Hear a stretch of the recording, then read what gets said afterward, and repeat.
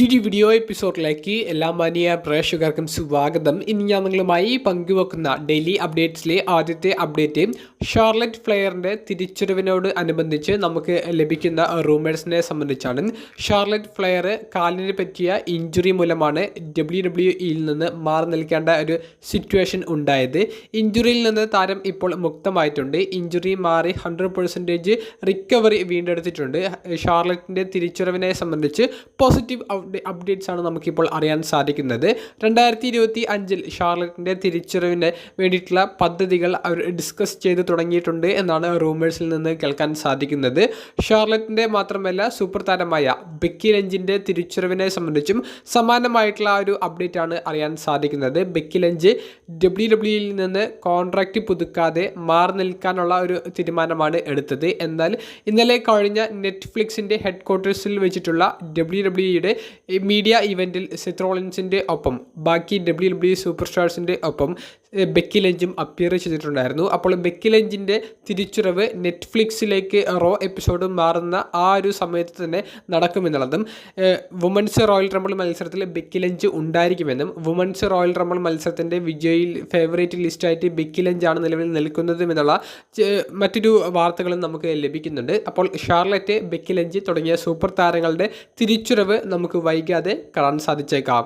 രണ്ടാമത്തെ അപ്ഡേറ്റ് പാറ്റ് മക്ഫീയുടെ തിരിച്ചുവരവിനെ സംബന്ധിച്ചാണ്. Raw Netflix എന്ന് പറയുന്ന ഓൺലൈൻ സ്ട്രീമിംഗ് വെബ്സൈറ്റിലേക്ക് മാറുന്ന ആ ജനുവരി 2025 മുതൽ പാറ്റ് മക്ഫി WWE തിരികെ വരും എന്നുള്ളത് ട്രിപ്പിൾ എച്ച് സ്ഥിരീകരിച്ചിരിക്കുന്നു. ഇന്നലെ കഴിഞ്ഞ നെറ്റ്ഫ്ലിക്സിൻ്റെ ഹെഡ് ക്വാർട്ടേഴ്സിൽ വെച്ചിട്ടുള്ള മീഡിയ ഇവൻറ്റിലൂടെയാണ് ട്രിപ്പിൾ എച്ച് ഇത് സ്ഥിരീകരിച്ചിരിക്കുന്നത്. പിന്നീട് സോഷ്യൽ മീഡിയയിലൂടെ പാറ്റ് മക്ഫിയും ഈ ഒരു വാർത്ത സ്ഥിരീകരിക്കുകയുണ്ടായി. പാറ്റ് മക്ഫി പങ്കുവെക്കുന്ന അഭിപ്രായങ്ങൾ അനുസരിച്ച് മൈക്കിൾ കോളും ഒത്തിട്ട് കമൻറ്റേഴ്സ് ടേബിൾ പങ്കിടാൻ താൻ ഒരിക്കൽ കൂടി വരികയാണ്. തൻ്റെ സ്വപ്നം പൂർത്തീകരിക്കാൻ വേണ്ടി, തൻ്റെ ചെറുപ്പത്തിലെ ആ ഒരു സ്വപ്നങ്ങൾ പൂർത്തീകരിക്കാൻ വേണ്ടി WWE യൂണിവേഴ്സിലേക്ക് താൻ ഒരിക്കൽ കൂടി വരാൻ പോകുകയാണ്.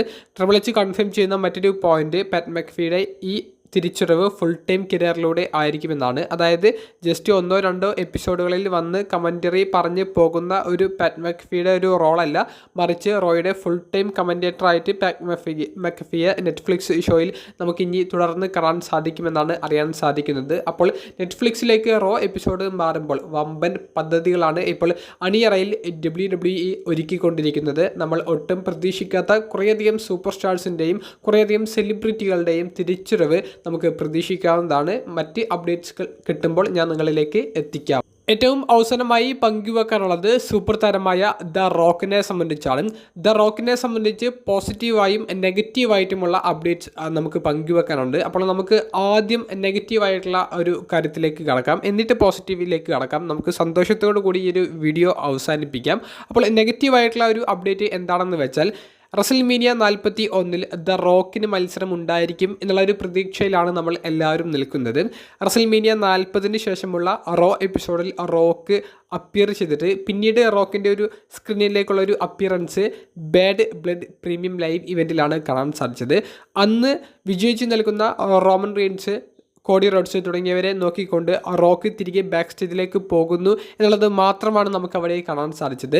റോക്കിൻ്റെ തിരിച്ചുവരവ് കോഡിക്കെതിരെയാണോ റോമന് എതിരെയാണോ, റോക്ക് തിരികെ വന്നത് എന്തിന്, എന്താണ് അദ്ദേഹത്തിൻ്റെ നെക്സ്റ്റ് പ്ലാൻ എന്നുള്ളതിനെ സംബന്ധിച്ച് പിന്നീട് നമുക്ക് യാതൊരുവിധ സ്റ്റോറി ലൈൻ അപ്ഡേറ്റുകളും അറിയാൻ സാധിച്ചിരുന്നില്ല.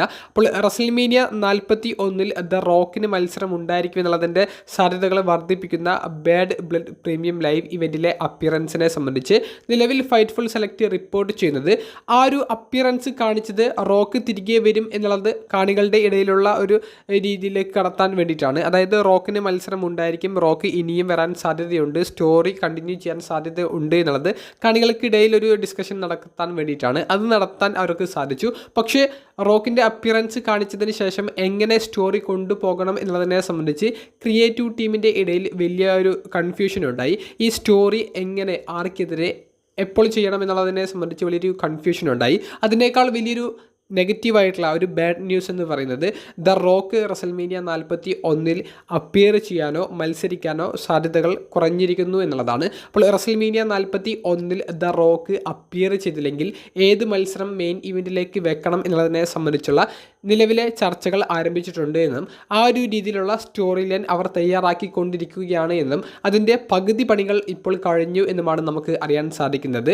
അതായത് റോക്ക് വന്നാലോ വന്നില്ലെങ്കിലോ, ഇപ്പോൾ വന്നില്ലെങ്കിൽ എന്നുള്ളൊരു രീതിയിൽ സ്റ്റോറി അവർ ബിൽഡ് ചെയ്ത് തുടങ്ങി. ഇനി വന്നാൽ തന്നെ ആ റോക്കിനെയും കൂടി ഉൾപ്പെടുത്തിക്കൊണ്ടുള്ള സ്ക്രിപ്റ്റ് അവർ തയ്യാറാക്കി വെച്ചിട്ടുണ്ട്. അപ്പോൾ രണ്ട് രീതിയിലും അവർ റസൽമേനിയ 41 സ്റ്റോറി എത്തിക്കാൻ, അതായത് മെയിൻ ഇവൻറ്റിനെ സംബന്ധിച്ചാണ് നമ്മൾ പറയുന്നത്, ആ ഒരു രീതിയിലേക്ക് സ്റ്റോറി എത്തിക്കാനുള്ള പണികൾ ഇപ്പോൾ ചെയ്തുകൊണ്ടിരിക്കുന്നുണ്ട്. അപ്പോൾ റോക്ക് വന്നാലോ വന്നില്ലെങ്കിലോ WWE നിലവിലെ സ്റ്റോറി ലൈൻ അത് ബാധിക്കില്ല. പക്ഷേ റോക്ക് വന്നാൽ മെയിൻ സ്ട്രീം അറ്റൻഷൻ കുറച്ചും കൂടി കൂടുതൽ കിട്ടും.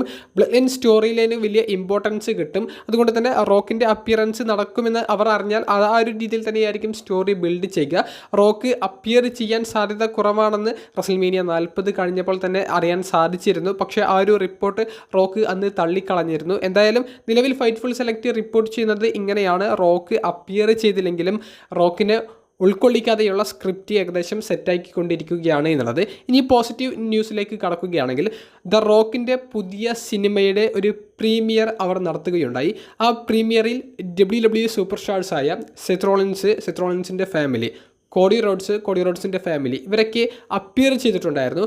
അപ്പോൾ കോഡി റോഡ്സിനെയും ദ റോക്കിനെയും മാത്രം ഉൾക്കൊള്ളിച്ചുകൊണ്ടുള്ള ഒരു വീഡിയോ അവർ എടുത്തിട്ടുണ്ട്. അത് WWE ആണോ അതോ ആ ഒരു സിനിമയുടെ അണിയറ പ്രവർത്തകരാണോ എന്ന് അറിയില്ല. അവിടെ ഒരു വീഡിയോ ഷൂട്ട് ചെയ്തിട്ടുണ്ട് ഇവരെ 2 പേരെ മാത്രം ഉൾക്കൊള്ളിച്ചിട്ട്. അതിൻ്റെ കണ്ടക്സ്റ്റ്, അതിൻ്റെ കഥ, അതിൻ്റെ സ്ക്രിപ്റ്റ് എന്താണെന്ന് ആർക്കും അറിയാൻ സാധിച്ചിട്ടില്ല. അപ്പോൾ എന്താണ് അവിടെ ഷൂട്ട് ചെയ്തത് എന്നുള്ളത് ആർക്കും അറിയാൻ സാധിക്കാത്തത് കൊണ്ട് തന്നെ അത് വലിയൊരു ചോദ്യമായിട്ട് നിൽക്കുകയാണ്. അത് റോക്കിൻ്റെ ഒരു സ്റ്റോറി ലൈൻ്റെ ഭാഗമായിട്ട് അവർ ഷൂട്ട് ചെയ്ത് വെച്ചതാണോ എന്നുള്ളതാണ് നിലവിൽ സോഷ്യൽ മീഡിയയിൽ നടക്കുന്ന വലിയൊരു ചർച്ച. അതാണ് ഞാൻ പറഞ്ഞത്. നെഗറ്റീവ് ആയിട്ടുള്ള വാർത്തകളുമുണ്ട്, പോസിറ്റീവ് ആയിട്ടുള്ള വാർത്തകളുമുണ്ട്. ഈ ഒരു വാർത്തയും പങ്കുവെക്കുന്നത് ഫൈറ്റ്ഫുൾ സെലക്ട് ആണ്. അപ്പോൾ റോക്കിൻ്റെ അപ്പിയറൻസിൻ്റെ സാധ്യത ഒരു സമയത്ത് ഇല്ലാതാകുമ്പോൾ മറ്റൊരു വശത്ത് കൂടി അതിനുള്ള സാധ്യത വളർന്നു വരുന്നതാണ് നമുക്ക് ഇപ്പോൾ സോഷ്യൽ മീഡിയയിൽ നിന്ന് കിട്ടുന്ന അപ്ഡേറ്റ്സ്. അപ്പോൾ റോക്കിനെ സംബന്ധിച്ച് കുറേയധികം വാർത്തകൾ ഇങ്ങനെ പുറത്തേക്ക് വന്നുകൊണ്ടിരിക്കുന്നുണ്ട്. റോയൽ റംബിൾ വിജയ സാധ്യത റോക്കിനാണെന്ന് പറഞ്ഞുകൊണ്ടുള്ള വെറ്റിംഗ് സൈറ്റിൽ നിന്നുള്ള റൂമേഴ്സും നമുക്ക് അറിയാൻ സാധിക്കുന്നുണ്ട്. എന്തായാലും നമുക്ക് ലേറ്റസ്റ്റായി വരുന്ന എല്ലാ വാർത്തകളും നിങ്ങളിലേക്ക് എത്തിക്കണം. അതുകൊണ്ടാണ് ഇത്തരത്തിലുള്ള അപ്ഡേറ്റ്സ് ഒരുമിച്ച് നിങ്ങളിലേക്ക് വീഡിയോ രൂപത്തിൽ എത്തിക്കുന്നത്. വീഡിയോ സംബന്ധിച്ചുള്ള നിങ്ങളുടെ പ്രതികരണങ്ങൾ കമൻറ്റ് ബോക്സിലൊന്ന് രേഖപ്പെടുത്തുക. റോക്കിനെയും കോഡി റോഡ്സിനെയും ഉൾക്കൊള്ളിച്ചുകൊണ്ട് അവർ ഷൂട്ട് ചെയ്ത ആ ഒരു വീഡിയോ WWE സ്റ്റോറി ലൈനിന് വേണ്ടിയിട്ടായിരിക്കുമോ? ആണെങ്കിൽ തന്നെ അത് എന്തായിരിക്കും? അതൊന്ന് കമൻറ്റ് ബോക്സിൽ രേഖപ്പെടുത്തുക. അപ്പോൾ അടുത്തൊരു വീഡിയോയുമായി കാണുന്നത് വരെ ബൈ.